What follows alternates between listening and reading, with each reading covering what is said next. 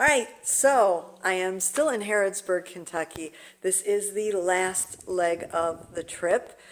We have spoken to a lot of people about the Lady of Harrodsburg, the mystery woman, and we've gotten a few answers and we've asked a lot of questions. But now we're taking this a little different turn. Now I am with my cousin.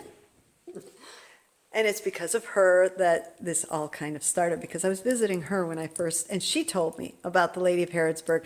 So she is the one who got me started on this whole trip to begin with, this whole adventure that we are doing. So it's fitting that I am here on this last day of the trip and that I am here with my cousin Stacy. And Stacy just told me the coolest story, so I'm going to have her tell it again so that we can put this up for Three Socks Media. All right, go ahead and tell the story. Okay, I'll try to remember it, but apparently there was a lady that had been having the same recurring dream for several nights. Actually, I think this went on for several weeks, and she would find herself walking down a hall of a strange house, going into different rooms, and she had no idea, where she was. Well, eventually, this lady who's been having these dreams, I guess she and her husband needed to move, and one day they were out riding in their car, and they were going down the street, and suddenly she sees this house. It looks really familiar to her, but she doesn't know why, and she tells her husband to stop the car. I've got to look at this house.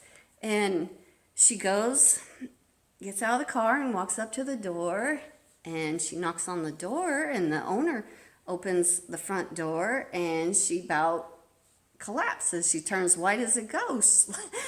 And the reason is because she says, "You're the ghost. You're the ghost."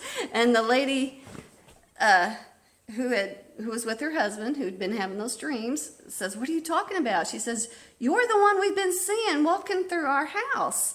The past few months, there's been a ghost walking in our hallways and coming in our rooms." And apparently it was this lady all along, the one who was having these dreams. She was really in a house that existed, and she was a ghost, but it's just awesome. That is a great story. That is a crazy. great story. It is a really good story. And that is a wonderful story to end this trip on. So thank you for telling it. And we will be back and doing more here in Harrodsburg in the coming weeks. Todd says possibly the coming years, but I'm hoping just the coming weeks, maybe coming months, but we will see. So you will hear more from me soon.